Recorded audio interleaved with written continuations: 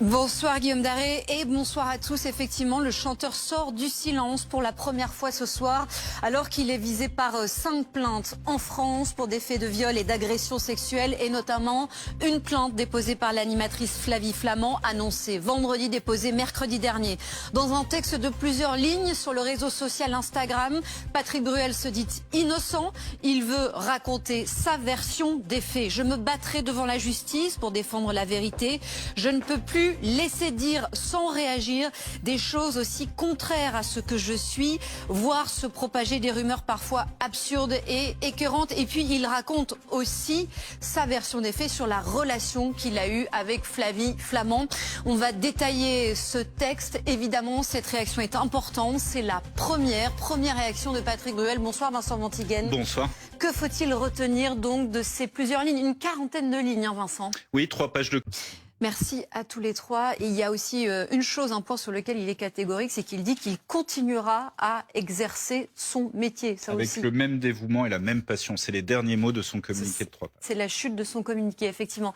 Merci à tous les trois et on y reviendra évidemment très longuement dans la deuxième partie de cette édition spéciale. Ce sera à partir de 21h30. On va se consacrer à présent à la situation au Moyen-Orient avec ces mots. Tout d'abord, les dernières déclarations, les dernières menace, pour être tout à fait précise, de Donald Trump qui prévient qu'il ne restera plus rien de l'Iran si Téhéran n'accepte pas un accord pour l'Iran.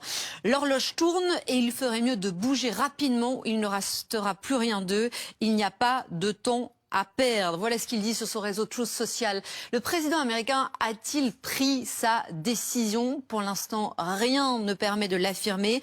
Mais peut-être qu'un événement pourrait accélérer les choses. C'est cette attaque de drone à l'extérieur d'une enceinte d'une centrale nucléaire aux Émirats Arabes Unis qui a eu lieu aujourd'hui. Peut-être que cela pourrait être un événement déclencheur. On va aller tout de suite à Doha, au Qatar, retrouver Célia Vallée. Il faut donc faire un point sur cette attaque, Célia, qui a visé une centrale nucléaire, ou du moins les alentours d'une centrale nucléaire. Tout d'abord, quelle est la situation sur place? Que sait-on ce soir? Merci à tous les quatre. On marque une toute petite pause. Merci d'avoir été avec nous et on accueille dans un instant Bernard Guetta qui sera notre invité, député européen Renew et spécialiste évidemment de géopolitique. Il sera avec nous sur ce plateau dans cette édition spéciale. À tout de suite.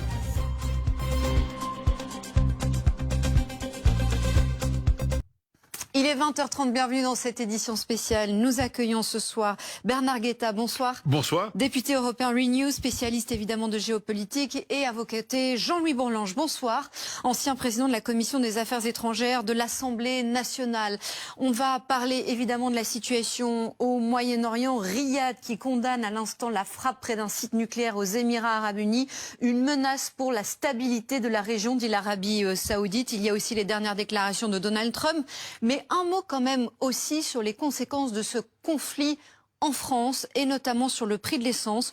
On a appris juste avant que je prenne l'antenne que le Premier ministre allait tenir une conférence de presse jeudi consacré précisément à ce sujet pour dévoiler un nouveau dispositif d'aide carburant pour le mois de juin qui s'inscrit dans la continuité, je cite en fait le communiqué de Matignon, la continuité de l'action menée depuis le début du conflit pour protéger les Français des effets de la crise avec un cap clair, protéger l'activité de celles et ceux qui travaillent. Donc on sent bien que ça va être une fois de plus des aides ciblées pour les Français qui utilisent le plus le carburant. Est-ce que ce dispositif-là, alors que d'autres pays européens sont allés plus loin, ça peut suffire, alors qu'on a quand même que le sentiment que le conflit va durer, Bernard Guetta? Une catastrophe le calendrier totale. Est plus serré pour le président américain que sûr. pour les Iraniens. Ça fait plusieurs fois que vous le dites sur ce plateau. Alors, sur le plan diplomatique, pourquoi on se pose ces questions-là ce soir des options militaires? Parce que ce qui est frappant aussi, c'est de voir à quel point sur le plan diplomatique, on n'avance pas. Les exigences des uns et des autres sont très éloignées.